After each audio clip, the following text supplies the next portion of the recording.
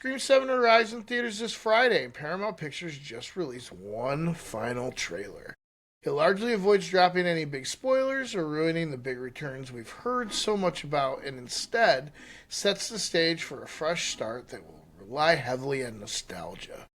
In the movie, when a new Ghostface killer emerges in the quiet town where Sidney Prescott has built a new life, her darkest fears are realized as her daughter becomes the next target.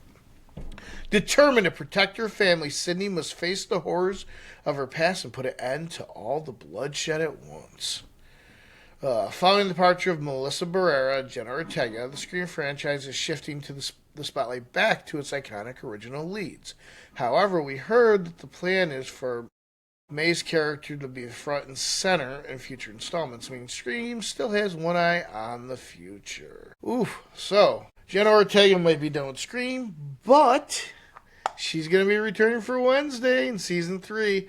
A teaser just dropped adding several actors to the cast, including Stranger Things and Edward Scissorhands star Winona Ryder. Joining her, we have Chris Sarandon, Noah Taylor, Oscar Morgan, and Kennedy Moyer. Taylor worked with filmmaker Tim Burton on Charlie and the Chocolate Factory, while Sarandon is the voice of Jack Skellington in A Nightmare Before Christmas. I'm so excited to be back for season 3, and it's great to be reunited with all the original cast, Burton said today. The addition of some dear friends and past collaborators of mine, Winona, Eva, Chris, and Noah, make this season extra special.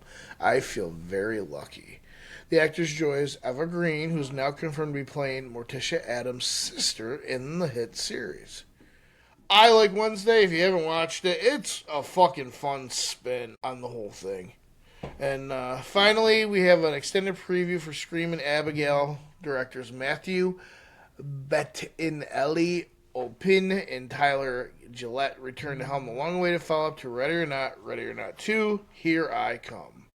In the movie, moments after surviving an all-out attack from the Ledomas family, Grace discovers she's reached the next level of the nightmarish game, and this time with her estranged sister Faith at her side. I didn't see the first one, I'm not going to lie to you. So, there is a new slasher movie. It's called Psycho Killer. And guess what? It's Rotten Tomatoes score. This makes me so excited. It is... Ready? Are you ready? Yeah. Psycho Killer is a new slasher movie from Seven writer Andrew Kevin Walker. And it's now in theaters, and the review embargo is just lifted. Looking at the film's Rotten Tomato scores, it's easy to see why. With 20 reviews, Psycho Killer is currently at 0%. Oof. I'm going to read some of the reviews. The idea behind Psycho Killer, a serial killer known as the Satanic Slasher, sounded like a sure thing, especially given the script was penned by Andrew Kevin Walker. Unfortunately, it's a superficial dud with very little bite in terms of the getting under your skin. Oof. Psycho Killer has a memorable killer with a great vibe, and it's extremely stylish in how it's shot. Genuine kudos. Georgina Campbell is great and a badass protagonist. I have to admit, though, I wish it did more, and I found more ways to surprise in the ending. Damn, Psycho Killer is bad. Don't think I've ever left a movie where so many people were loudly complaining how bad it was.